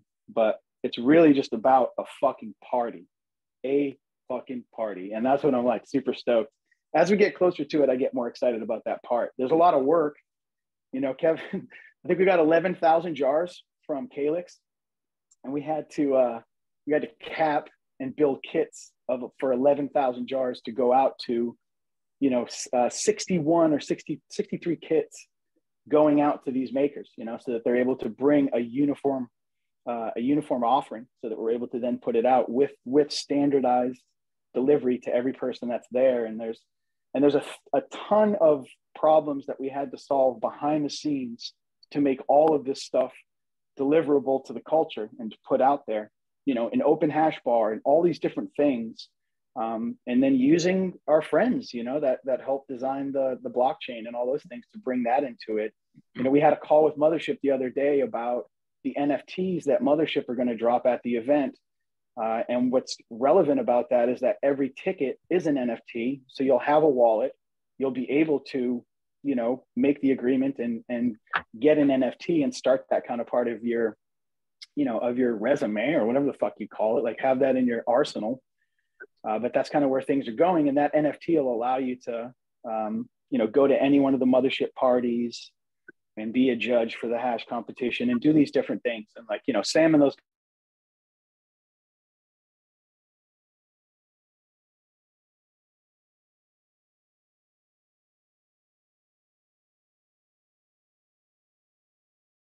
directly to the consumer that you're trying to market to, that you have more information about, that's part of a community. And it ultimately makes it a lot more easier. Like Mace is fucking Jesus Christ on this stuff, dude, when it comes to Discord and marketing. But what it is it's marketing to, you know, a younger crowd, a more technically savvy crowd that knows how to use these things and wants to use them. And you know, you if you don't adjust and have that in your arsenal. But the point is, this year we do have the NFT component, and some of the stuff Mothership's bringing with Jeezy is just going to be ridiculous. So if people are into NFTs and they're coming, you know, have your wallet and all your stuff ready, have some dough in there and those things like that. But, you know, it's not going to limit people, but it is kind of opening the door to that stuff, which is also, you know, kind of fucking cool. I mean, it's kind of like a whole different approach, but it allows, you know, the judging, it allows the ticketing, it allows us to know who's going to be in the building before they get there and, you know, and like monitor everything. But it kind of blows my mind that like, this is now a part of it. You know, a year ago, I didn't know anything, you know, and now to see how we can integrate it and how it works and what it can do. And it's kind of fucking cool, actually. It's I mean, I don't know how much you guys is everybody's ticket a NFT? Yeah, everybody it as an NFT. So we're going to create a Kepler wallet. We have all the Kepler wallets created. We're going to send them out to everybody, airdrop their ticket to them. And then there's also an app that our partners at Glassflow has built. And so that app is where the judging portal is going to be. There's going to be event information. Your ticket is going to be represented there, the NFT. And yeah. Crypto curious. So yeah, no, we're going to be, it's about transparency, right? So the judging is fully transparent. It's going to be really cool. So, and if it sounds daunting or like some future shit or like whatever, don't worry. Like we're setting everything upward, so it's just very easy for everybody. And you're all going to get an email. It's going to tell you exactly how to, access the app. We've built an app for this legitimately. We've put it on a blockchain. We've done all of this to have a level of transparency that you just don't get at events ever. So yeah, we're really excited. And we were able to do it like because almost ready to talk there, brother. Well, we were able to do it because of you sponsors. Like that's the other thing. We wouldn't be able to create that stuff and have that stuff and incorporate that team without having sponsors and like the bigger picture of what we put together. It really is possible because of you guys. So we're super grateful. That is pretty cool. Mace, what do you got planned, buddy? You got some drops or anything, or what are you doing? Oh man, I just want to go smoke hash and kick it with the homies. You already know. I got beans on me every day, but that's the grand scheme of Legends is to go party. You said, Yep, definitely. Well, yeah, no, I wasn't sure if you had any drops or anything close to that time. Oh, I could sell some shit, but I want to go party. I got some stuff. I always got I'll probably bring in the Wilson Fem S1 line with me, like straight Wilson Fem. I haven't dropped those yet. I might dig in the vault, break out some the Sour Diesels that won a couple cups here and there, and break out some award-winning genetics, like straight up genetics that have either been nominated to win an award, or placed or can be showcased better. I'm just gonna bring out the heat to the hash makers out there. I wouldn't expect anything less, my friend. We give you guys a nice lounge area too, so you'll be able to dab and kind of sit and chill with people as well. So with it. Looking forward to it. Yeah, the food will be nuts. It's the brunch is a prime rib brunch, so they'll be cutting prime rib there. There's a coffee cart with all the tasty coffee, everything, pastries, and you just session and eat and fucking have fun. So yeah. Try to get every little amenity, little bit that you can have in. So, no doubt, coffee's a must. Hella hash. Oh, espresso and hash. Come on now. There's no fucking. Those two go hand in hand right there. Yeah. I feel like an adult. There may not be Legends of Hashish branded coffee lattes. Yeah, that would be pretty rad. There's some cool shit they can do with those now too. So, but yeah. I need to take a dab, so. I just took a huge dab right now. I don't know if you're seeing, but it was really big. It was milky. I'm super stoked. I'm gonna be in there mixing it up with all these guys, smoking all the hash, but also overseeing all the cameras. So Addison, Kev, and Marcus, who's an incredible photographer, have brought in 3 camera videographers to shoot the event. So it's gonna be really cool to be a part of documenting something that was not allowed to be documented for so long. So I'm super stoked about that. I'm incredibly excited about all the flavors. I know a lot of these makers are working really hard on either securing or finding that last minute perfect entry. And I'm just incredibly stoked for it. And to be able to like see what happens once we put this out to the public more, because this has been so behind the scenes for so long, it's almost been lore. And now to kind of showcase it, document it, and put it out, and just really excited to see what happens. Yeah, dude, I'm stoked on seeing some of that footage for sure. We'll get that out here on Bubble Man's World, and it's going to be a pretty special event for sure. It's been too long for myself. We think that, you know, if we're going to represent the culture, we need to represent the culture all the way. And we need to, and the best way to do that is to get that footage out and put it in a way that's palatable and catches people's attention and lets them understand like the true prestige of the Legends of Hashish and what it is. And we want to build that FOMO. We want everybody to be like, holy fuck, I want to go to that party. Like I want to provide things. I want us to provide things for people that, like, when I was a kid and I was reading in High Times going, fuck, I want to go to that. Like, we could do that. And I think that we're doing that. Oh yeah. We're definitely aiding and abetting in the consumption of quite a bit of fucking hash. That's pretty much what it comes down to. That's a good foundation right there. No matter what, as long as that's the foundation, it can't collapse. Can't go wrong. Can't go wrong. No. People's desires are what makes the world spin, and the desire to smoke and enjoy hash is. Well, look how fucking far we've taken it. Like, it's ridiculous. We're fucking measuring our bangers with thermometers, and all of our bangers are specifically made by Slurp people and that terps. Slurp and terps and fucking banger basketing and all this. It's really quite incredible. And I get that it's not for everyone. I get that we're a small group of people. But it's kind of why I also look forward to one day someone designing the perfect micro dab unit, because we need to turn people on to how great this is, but not with monster dabs, not even with a normal size dab, not even with a small dab. I almost killed somebody. Marcus. Yeah, of course, dude. Marcus saved them. Yeah, you gotta be careful. It's what, I'll be honest, for a long time, and it sort of speaks to our culture of these, heady boys, as Addison put it. The roots of that were, let's destroy him, ha ha ha, and I can take the biggest dab. It really was like this really testosterone driven, like, I can take a bigger dab than you and I'm gonna destroy you.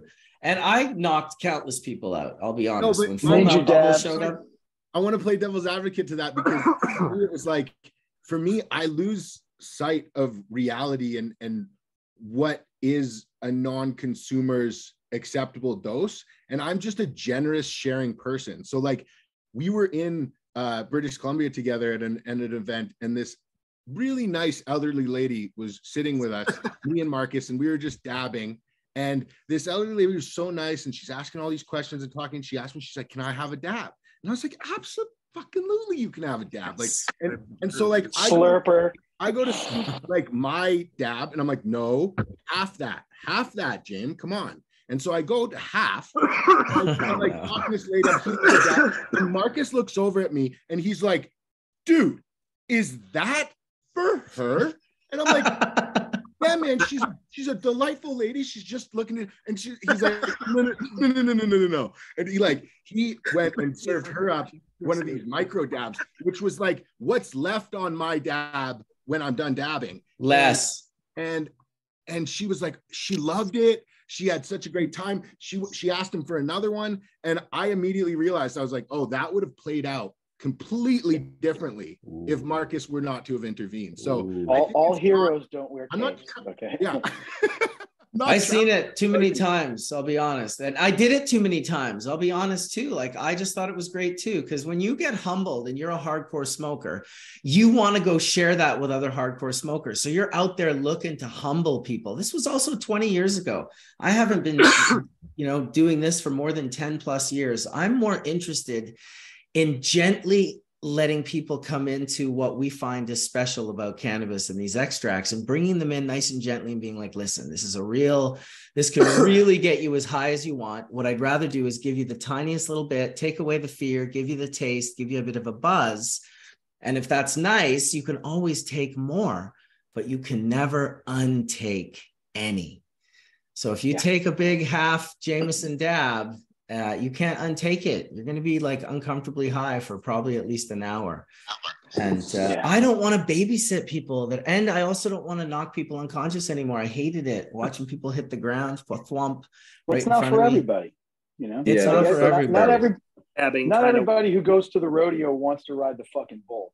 You know, it's but like, I think it could be if you sedate the bull and put them up there and go just take them for a short walk. They'll be like, that was actually really nice. Pet him, pet look the at his bull. balls. You're like, That's nice it. bull. Why are you fucking getting on there? That's it, man. I'm telling you, because it doesn't have to be a rocket ship to the moon. It can literally be like a couple of puffs off a joint.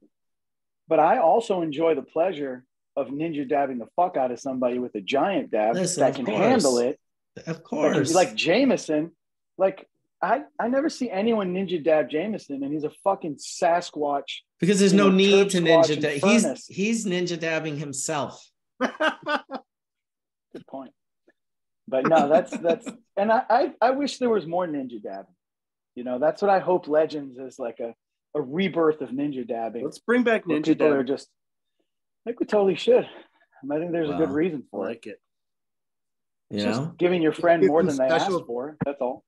You need to. That's different. That's good. I support that. Giving regular people, like just like random people off the street, like, oh, what is it you're doing over there, young man? That looks interesting. That requires a micro dab. I want them to leave feeling super good and having a good experience and being like, I'm going to look into this dabbing thing. That was quite pleasant. Smells good. Yeah. Not to mention, if you could get high off a micro dab, can you imagine like that grams lasting Jameson like 7 minutes? It's lasting this woman like 42 days. Yeah, a month and fucking 3 weeks. I think we should get some special ninja dabbers for Legends made, like that are given out during the shenanigans. Like, you know, those really long dabbers. Like, I've a couple of sessions, some guys show up with them where it's just so easy. You could just like ninja dab a guy from afar. Dude, I always go ahead.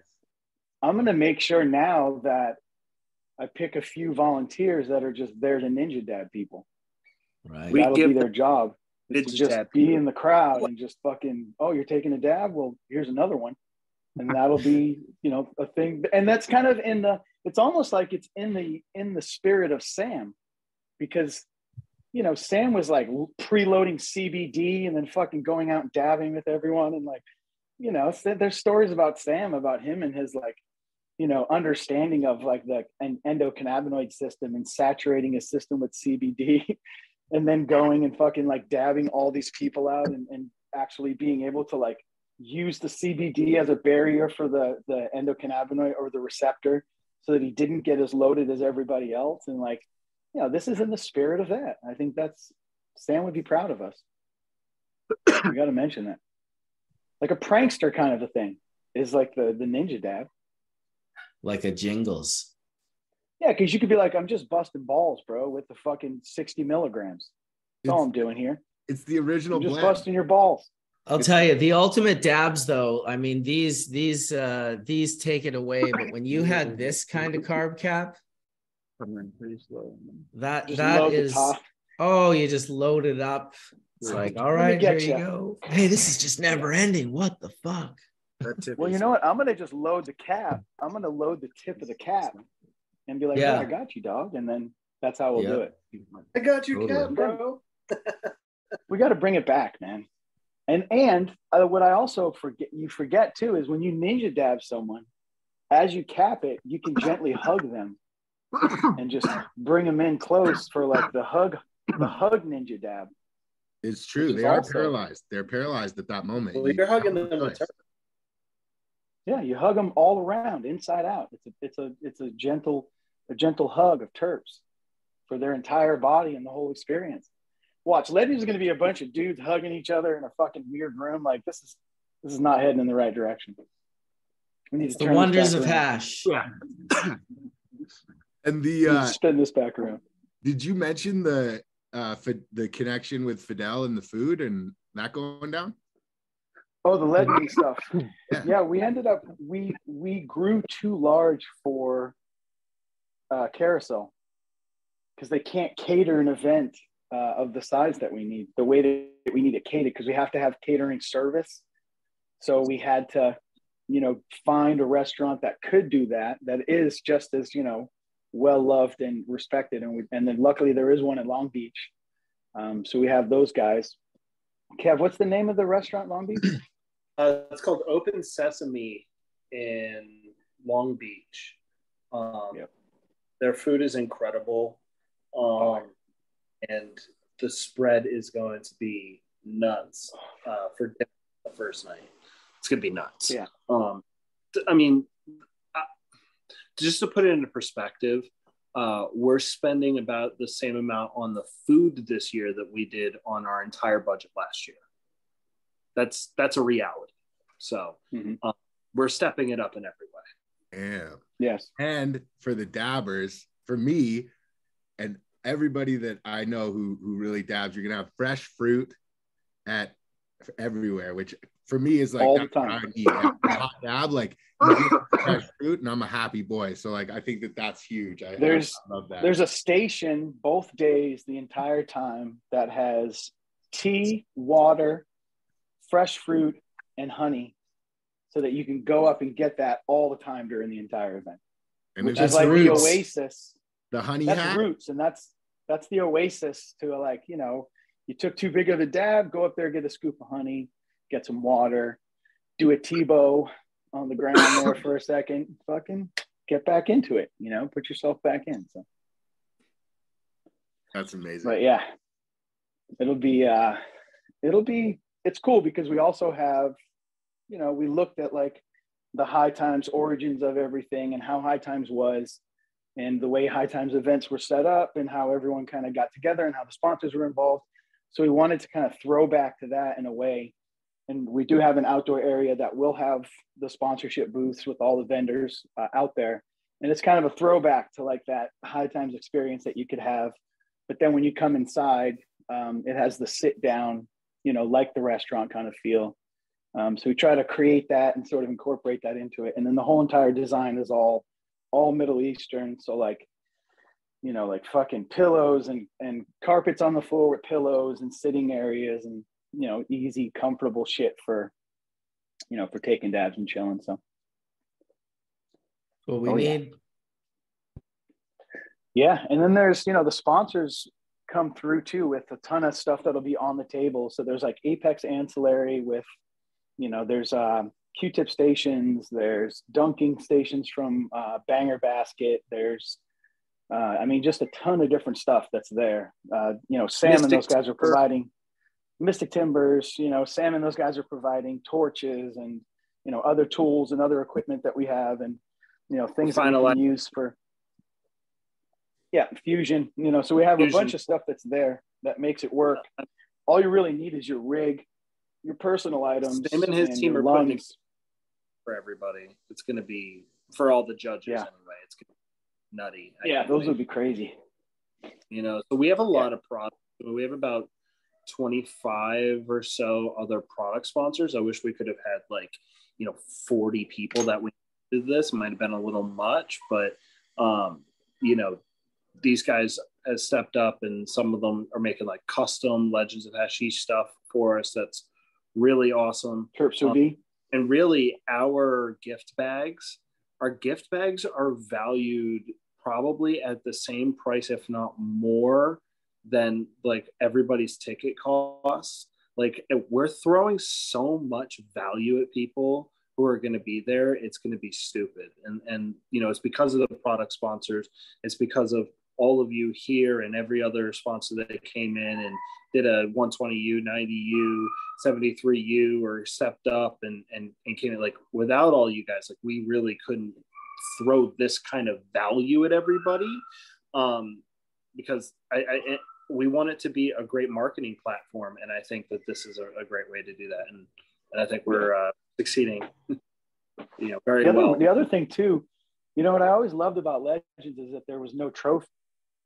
There's no award. You had to, like, you know, you could tell your stories and say you won Legends, but then Marcus and Sam had to kind of confirm that. And it's still in that same place, you know, where, you know, there's we don't want to have like a trophy that sits in a room somewhere that's like, oh, I won Legends, you know, second place 2023. You know, it just makes much more sense to give the sponsors the opportunity to put products in those winners' hands that they can use every day, that kind of make the experience better, that kind of brings the community closer together. And that was kind of the idea. So that's what we did this year.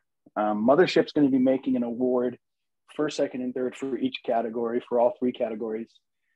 And I think there will be some dry sift that's being entered, because we added the dry sift category for Sam, because we thought it would be kind of a cool throwback to that. So yeah, I'm excited. Dude, trust me, that's dry the holy sift grail. You know what? 90% of people will enter rosin, and a small percentage of, well, I froze.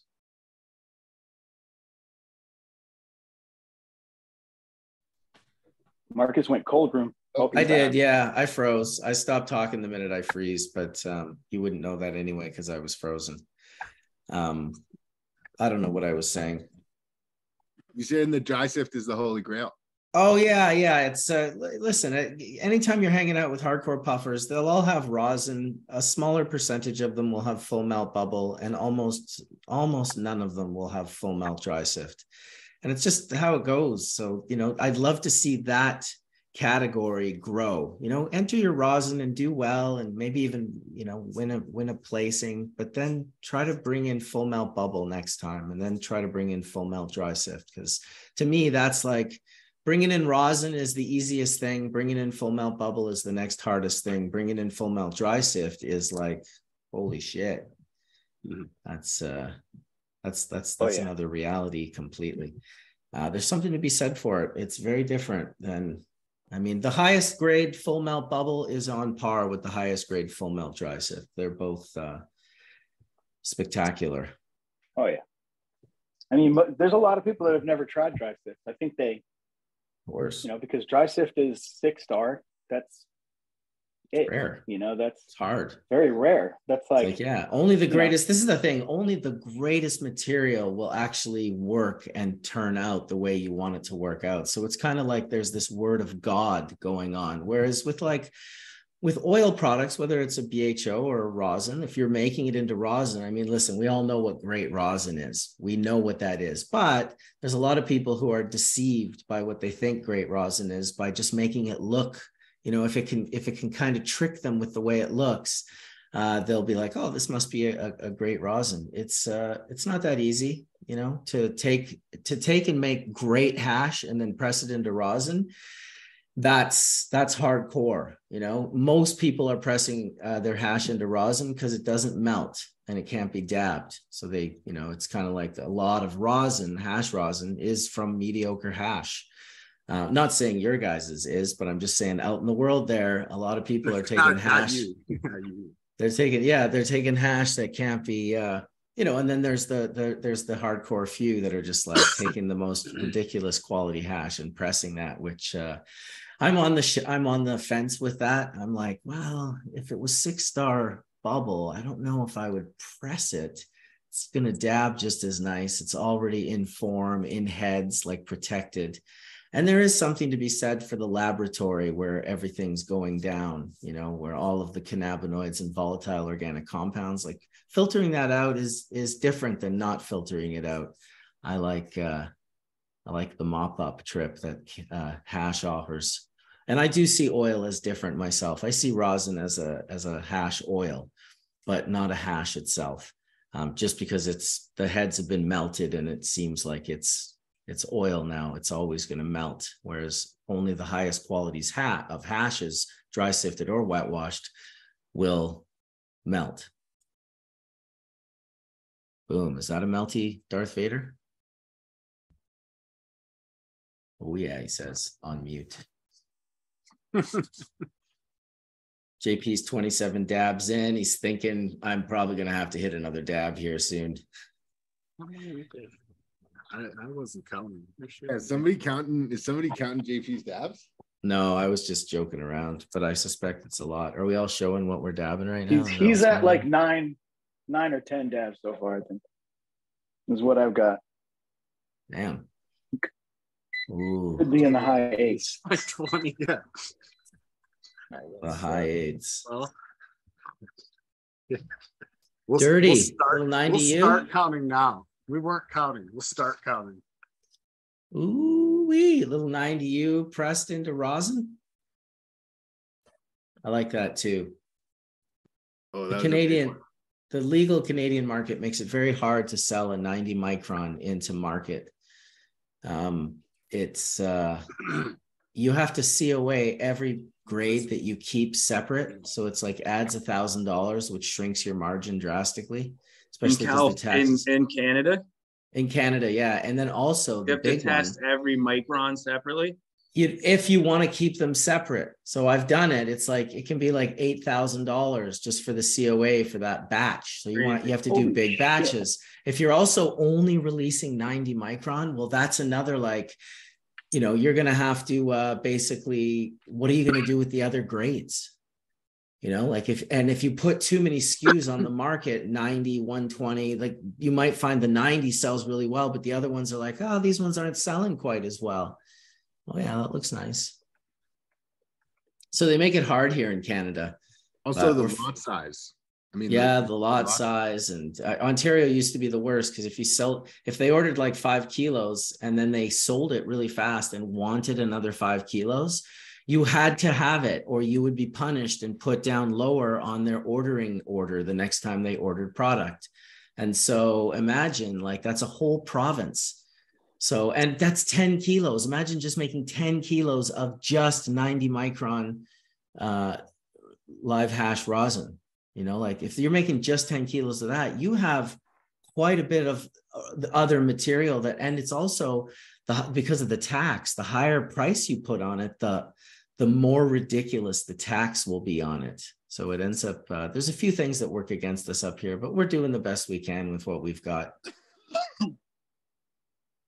How much diversion is in the Canadian market? What's that?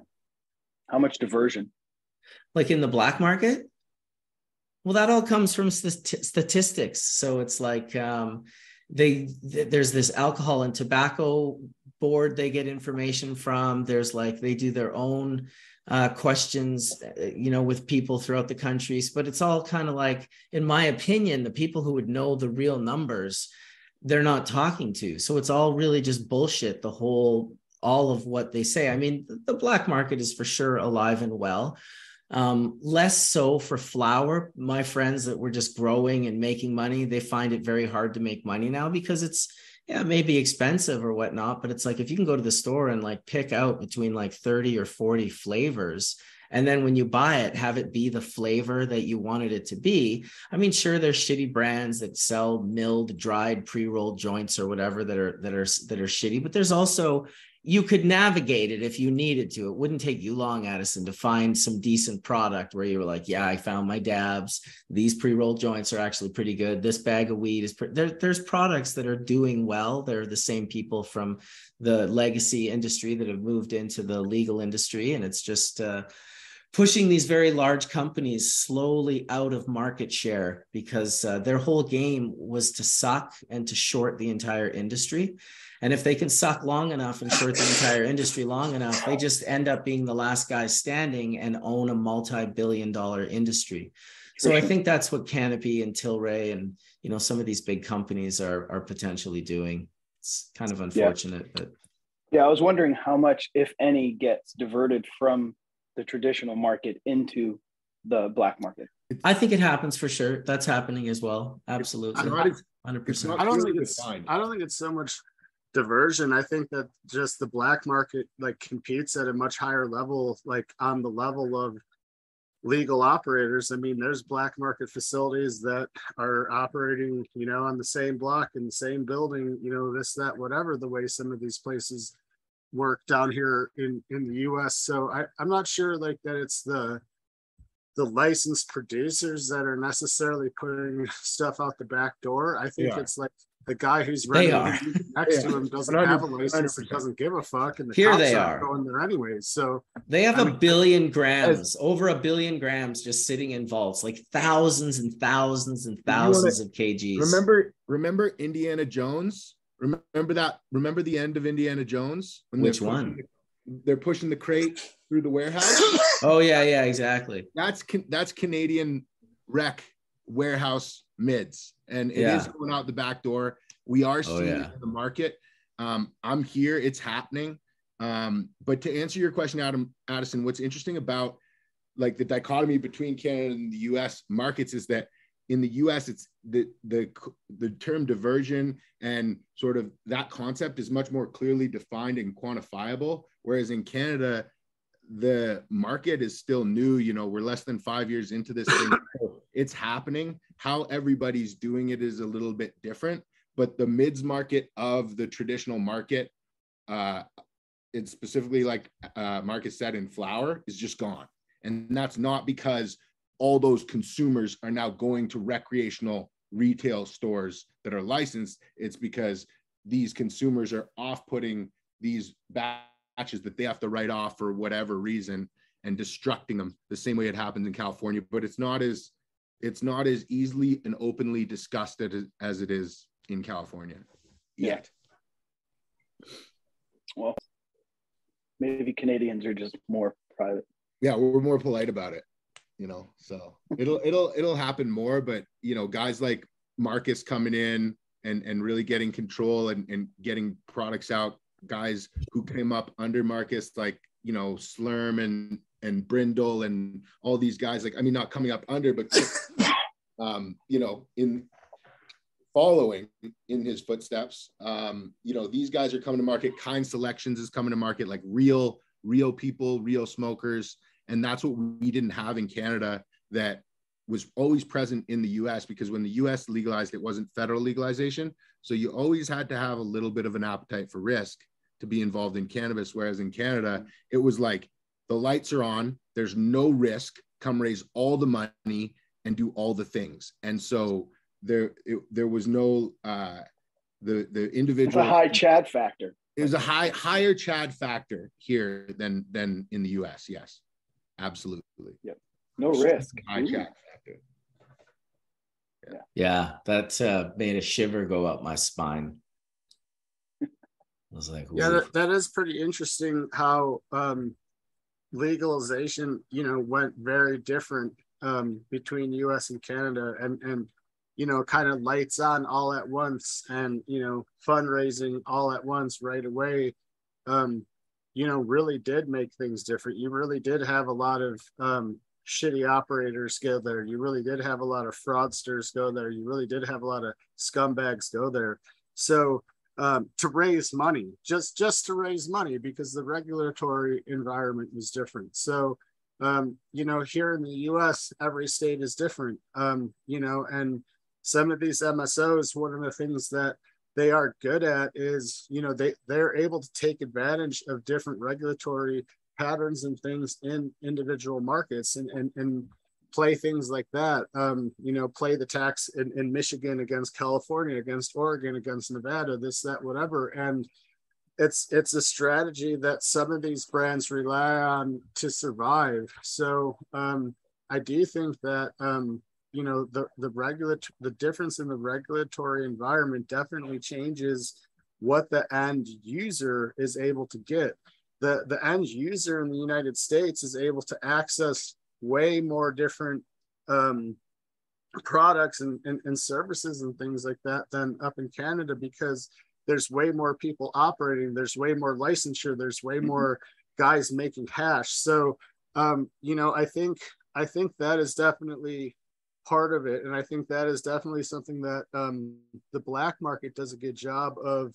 People that bring stuff in from Canada, I mean, that's how a lot of people in the US survived for a long time, was bringing shit in from Canada. So now there's a lot of high-end stuff that comes from here and goes back up there. So, you know, I think the black market kind of bridges the gap, I think, for the culture. And I think that's why it's important to protect the black market and respect the black market, and remember that a lot of these people that, you know, have been here for 15 years, 20 years, 30 years, etc., had to do it a lot differently. And again, for us, that's why an event like this was important to give back to, is because a lot of these people have been here for 20 years, and you know, it was just a lot different back then. You know, we've been making controls for 15 years, and the way that people grew at scale 15 years ago versus at scale today is way different. And just like the risk people would assume back then and today. So to respect kind of the older crowd and the people that had to do it when there was way more risk is really important, because at the end of the day, Our culture is at risk every single day. Every single day, there's companies coming in, there's operators coming in, there's people starting up that aren't about the culture, don't respect the culture, don't care about the culture. So, for us, that's a big thing. I love getting high. I love using cannabis. Cannabis is really important to me. Cannabis has done a lot for me. We were able to have a business that survived for coming on 16 years because guys are growing cannabis. So it's a big deal. And it does matter to me that there are people that operate in cannabis at any level that don't even get high. It does kind of bother me that there's people that operate stores or brands or companies or this, that, whatever, that are comfortable making money off of cannabis, but won't use cannabis or look down on using cannabis. So culture is very much on the line. The more that industry progresses, the more shit we create, the more things we monetize, the more money we think about trying to get out of it, the more we lose like our culture, whatever it is. So for us, that's why participating and being able to help empower you guys to do it how you want to do it and give back to the community that you guys know best was really important to us. So we love getting high, and that's really important to us, that that's able to still be a thing. Yep. No, and that's, those people that you were talking about, the Chads, the fuckheads, like they can't sponsor Legends, and they won't be at Legends, and they literally can't be in the room just based off the amount of culture and consumption and what's there. And it's all, that's why it's rad to have sponsors that are in line with that are down and understand that is a big part of the culture.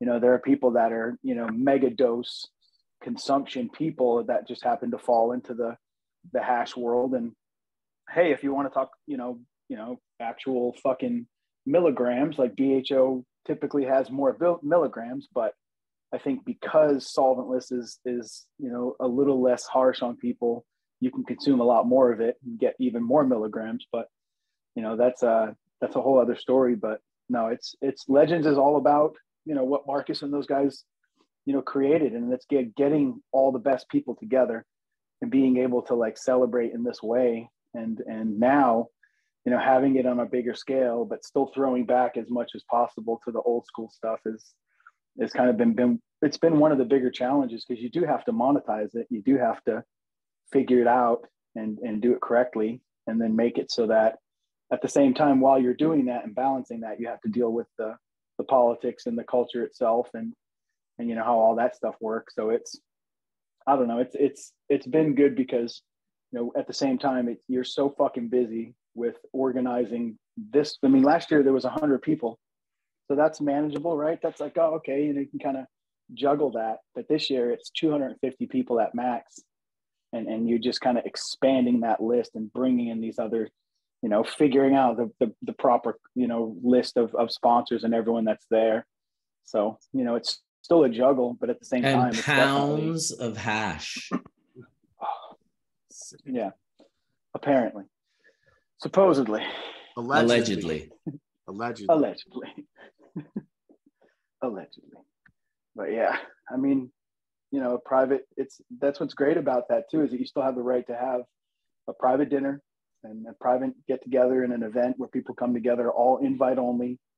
There's no open sale of anything, and it's a nice to still have that right to be able to do that, because that's kind of, you can't do it in a restaurant because obviously it would just cause an issue. But luckily, there are guys that have some spaces and that we work with that are capable of putting it on and helping us do it. So yeah, it should be a fucking blast for sure, man.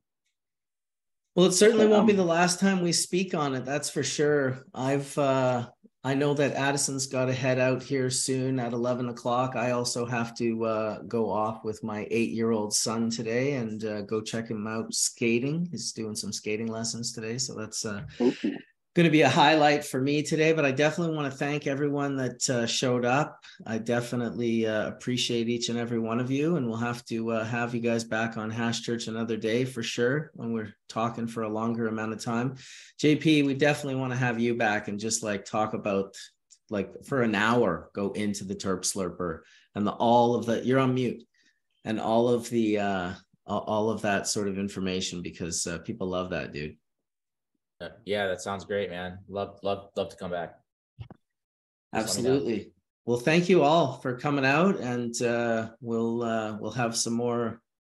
We'll be talking about Legends right up until the day that it happens. It's about 3 weeks away now, so we've got 20 something days, and I guess continue on. Have a great day, everybody, and smoke much hash. May the full melt bless your bowl sooner than later, if it hasn't already. And we'll talk really soon, everybody. Peace, guys. Thanks, Marcus. Later, guys. Here's everyone.